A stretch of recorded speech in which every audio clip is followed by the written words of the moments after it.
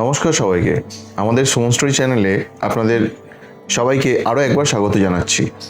আমাদের নর্থ বেঙ্গল ট্যুরের 5th তথা শেষ দিন আজ। আমরা সকালবেলায় ঘুম থেকে উঠে রেডি হয়ে চলে গেলাম ব্রেকফাস্ট করতে। ব্রেকফাস্টে আমরা গরম গরম পরোটা সাথে ঘুগনি খেলাম।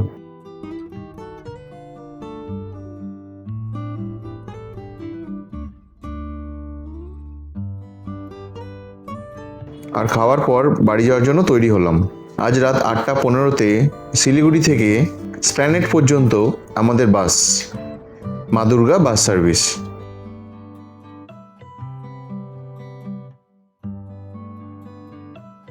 ভাড়া মাথা পিছু 1000 টাকা করে। আমাদের মনটা আজ সকাল থেকেই বেশ খারাপ করছিল, কারণ একদিকে যেমন নর্থ বেঙ্গলের নিস্তব্ধতা, প্রাকৃতিক সুন্দরতা, শান্ত পরিবেশ, ঠান্ডা আবহাওয়াকে ফেলে ফিরতে হচ্ছে আমাদের পলিউটেড কোলাহলযুক্ত শহরের বুকে, অন্যদিকে আমাদের থাকা হোমস্টেগুলোর এবং মানুষগুলোর আন্তরিকতা, আমাদের সাথে তাদের ব্যবহার এবং আতিথেয়তাকে আমরা যে ছেড়ে যেতে চলেছি তা আমরা ভীষণভাবে টের পাচ্ছিলাম। কিন্তু ইচ্ছে না থাকলেও ফিরতে তো হবেই আমাদের।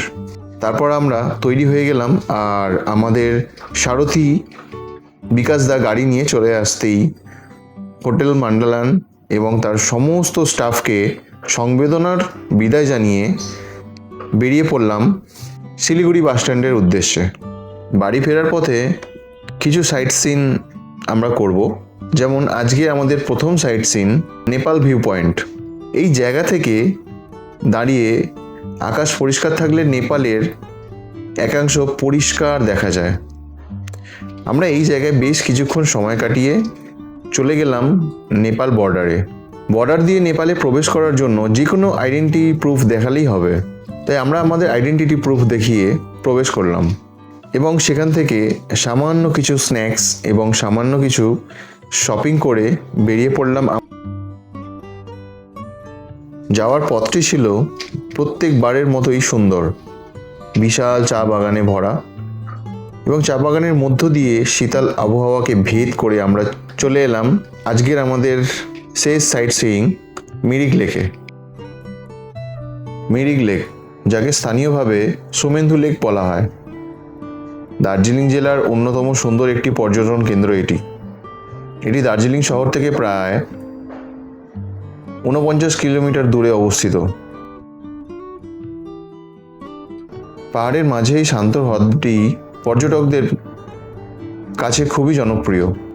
এই লেকের প্রধান আকর্ষণ নৌকা বিহার। সুমেন্দু লেকের শান্ত জলে প্যাডেল বোট চালানো মিরিক লেকের সবচেয়ে জনপ্রিয় কাজ। ইন্দ্রেণীপুর লেকের ওপর অবস্থিত 80 মিটার লম্বা একটি খিলানযুক্ত সেতু, যা লেকের দুই পাড়কে সংযুক্ত করেছে। এটি ছবি তোলার জন্য দারুণ জায়গা। আর রয়েছে লেকের চারপাশে প্রায় 3.5 কিলোমিটার রাস্তায় ঘোড়ায় চড়ে ঘুরে বেড়ানোর মজা। লেকের খুব কাছেই একটি পাহাড়ি ঢালে অবস্থিত বোকর মনেস্ট্রি। এই বৌদ্ধ বিহারটি বেশ শান্ত এবং সুন্দর। এখান থেকে পুরো মিরিক লেকের ভিউ পাওয়া যায়। সমতল থেকে প্রায় মিরিক লেক 4900 ফুট উচ্চতায় অবস্থিত, আর এখানে সারা বছরই যাওয়া যায়। তবে বসন্তকাল তথা মার্চ থেকে জুন এবং শরৎকাল তথা অক্টোবর থেকে ডিসেম্বর সবচেয়ে মনোরমপূর্ণ হয়। দার্জিলিং, শিলিগুড়ি বা বাগডোগরা থেকে প্রাইভেট গাড়ি বা শেয়ার জিপে করে আসা যায় এখানে। শিলিগুড়ি থেকে মিরিক লেকের দূরত্ব প্রায় 52 কিলোমিটার। দার্জিলিং থেকে শিলিগুড়ি যাওয়ার পথে মিরিক হয়ে আসা যায়, এতে অনেকটা সময় বাঁচে। এখানকার থুবড়ো চা বাগান এবং শীতকালে কমলালেবুর বাগান দেখতে ভুলবেন না যেন।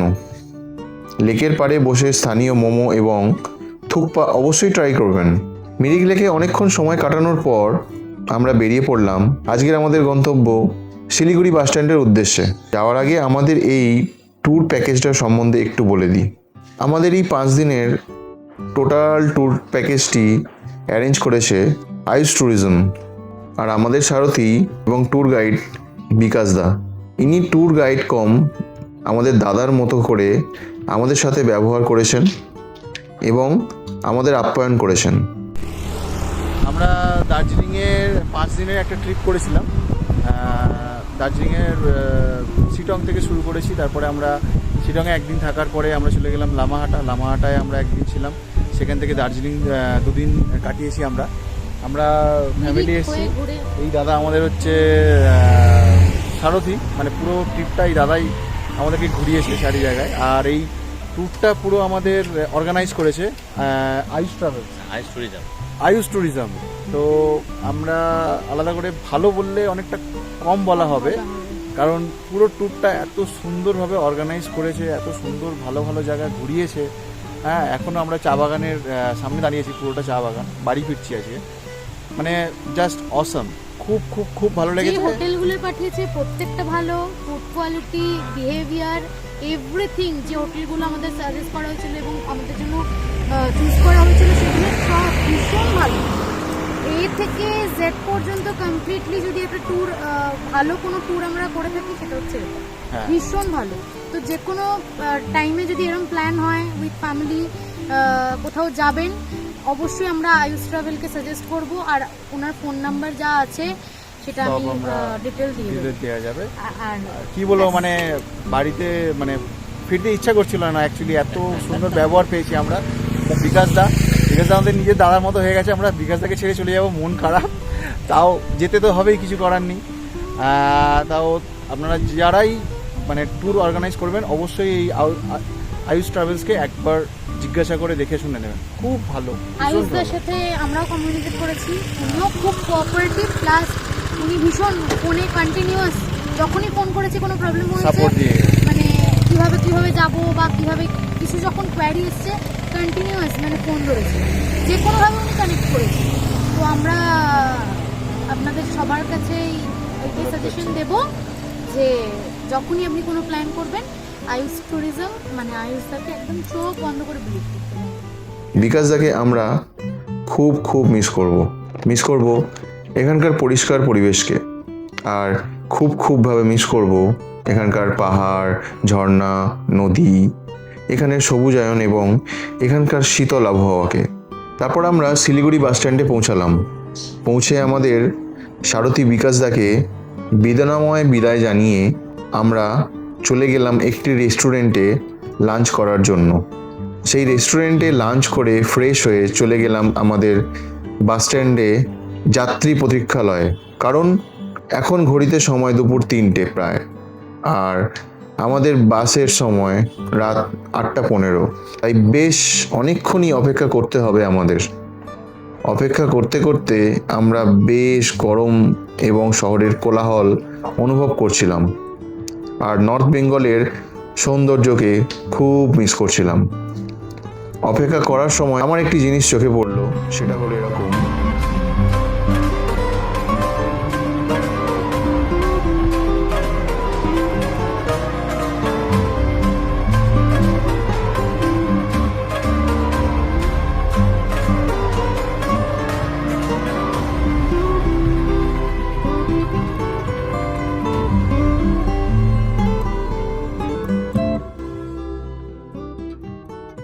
এর আগে আমি কখনোই এভাবে পণ্য মাথায় করে বাসে তুলতে দেখিনি, তাই দৃশ্যটিকে একটু ক্যামেরা বন্দি করলাম।